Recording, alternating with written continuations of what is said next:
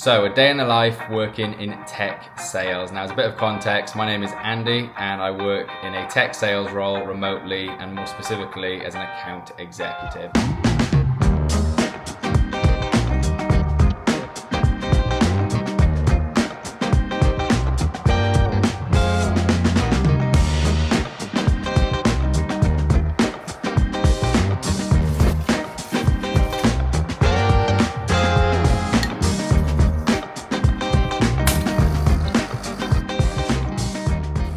You may be wondering what an account executive does day to day. Now, you may also not be, but if you've clicked on this video, I'm assuming you are interested. So typically, the main part of my job is just to get an understanding of the way that businesses currently operate and the sort of core problems that they are trying to solve. That then allows me to show our solution in a way that could help them. So typically with these calls, it will be the first 15-20 minutes going through discovery, sometimes longer. That really depends on the kind of the size of the business as well. And then after that, it'll be going into demonstration of the platform, showing the key areas that can help with what they're looking for. And then the last 10 minutes or so of those calls is typically going over implementation and pricing as well. And then if everything aligns, setting up next steps for a follow-up call. Alongside that, you also have your kind of training that you're doing internally. You have your admin work, which is typically following up with these calls with information, any questions that get asked during the process, and then also follow-up calls with these clients that you spoke to previously. So your day is pretty much full. I'm just looking at my kind of week now breakdown wise. It's only Tuesday, but currently I've got 7.5 hours of demo calls booked in. That will likely increase as the days go on. 4 hours of internal meetings, 6.5 hours of training, 8 hours of admin, and then a bit of prospecting and outbound in there as well. First things first, this morning, I had a call originally booked in from 8:30 till 9:30, but it got moved to Thursday. So first part of my morning now is going to be spent doing a bunch of admin work from yesterday. When I say admin work, it is following up with the information that we discussed on the calls yesterday, and then putting all that into an area, we call it a pod, for them to be able to access. So that is a summary of the call, what they're trying to achieve, a little bit about our company, some short demo videos about certain features that were important, next steps, data and security, pricing, implementation, all of that in a central area where they can then share that with their team as well. So I'm currently building that out, adding all the information that I'm going to send over to prospects that are looking into the system. That's going to probably take half hour to an hour to build all this out, make sure all the information is correct, and then send it over to them via email. So that is the first hour of the day. So I sent out the follow-up emails and created the pods that I was talking about this morning. Now for the next hour of my day until lunch, I've got a bunch of learning that I need to get done. So I have recently started at a new company, which means in my learning folder, I've got about 5 different modules that I need to complete. I'm not sure exactly how long they're going to take, but I'm going to start working through them now, get as many done as I can, and then if I need to, just put some time in later this week to get the rest of them done. So, okay, just whipping up a bit of lunch. Got chicken thighs with a bit of cheese on them.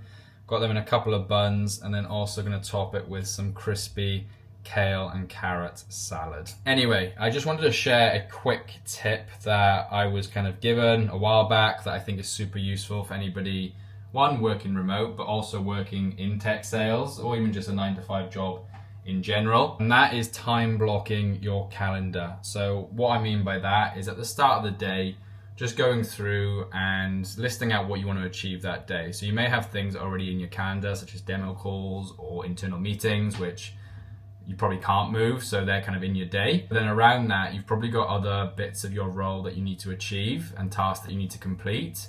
So then it's actually time blocking them in your calendar so that you get to them and achieve them during that day. So for me, an example might be follow-up emails that I need to do, outbound prospecting, cold calls, any self-training that I need to do, putting it in my calendar so that I get to it and tick it off for that day, because ultimately any blank space in your calendar can just become wasted and you just move from task to task. And for someone like myself, it just helps my brain have it in there and know that's what I've got to do. Another way I find that it's super useful is just allowing me to stick to a bit more of a routine with things such as lunch and getting up from my desk and actually moving, because in the past I've had days when it's 9 o'clock, I log on and I don't move until 5 o'clock and the day's just flown by and I've just stared at a screen all day. So blocking out lunch and actually taking it, but also putting in time maybe if it is a busy day, just for a 10-minute walk, just get up, move, do something, step away from the screen.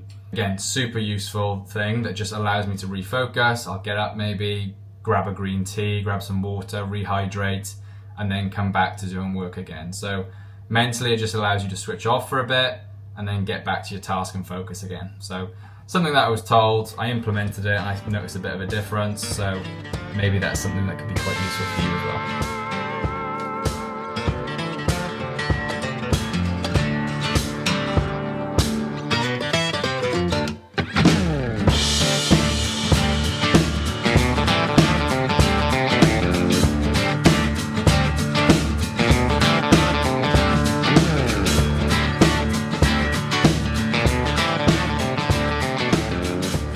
Okay, we are coming to the latter part of the day, and for the next hour I'm going to spend it prepping for my calls tomorrow. So I've got 3 calls booked in, 2 brand new ones, first time speaking, and then 1 follow-up call. So with my prep sessions, I like to go over the SDR notes, see kind of the main reasons they're looking into us, get an understanding of what the call is going to go like, but then also do a bit of research on the company myself. So see what industry they're in, see if that industry has certain requirements that our platform can help with, but then also looking at the notes from the SDR, seeing what areas of the platform that I potentially will be showing, so that way then I can ensure my demo account is properly set up and it's got some good information in there for me to show. Okay, that is work done for today.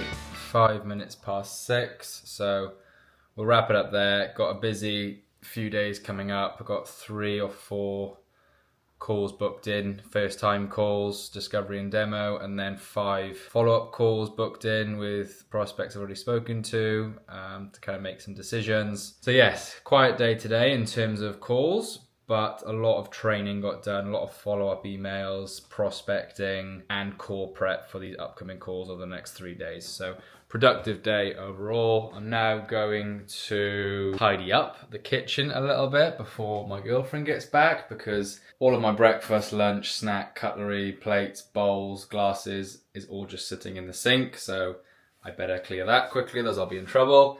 And then gotta empty the dishwasher as well, and then probably just crack on with dinner, because today is a deload. Well, not a deload, there's just no run on the calendar for me. So gym this morning, nothing this evening, so probably do a little bit of stretching and also just talk a little bit about my upcoming training and what I'm training for and why I've got running back on the training plan. But first, let's clean the kitchen.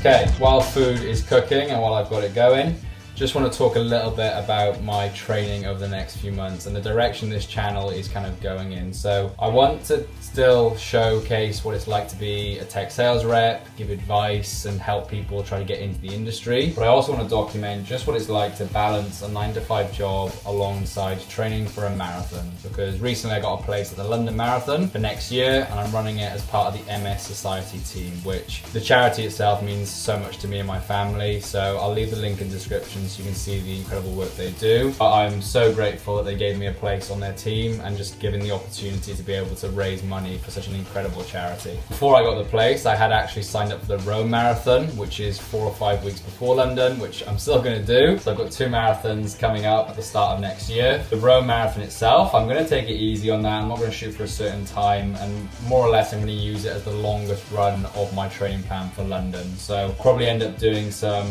race pace miles within that race, but a lot of it will just be kind of an easy run.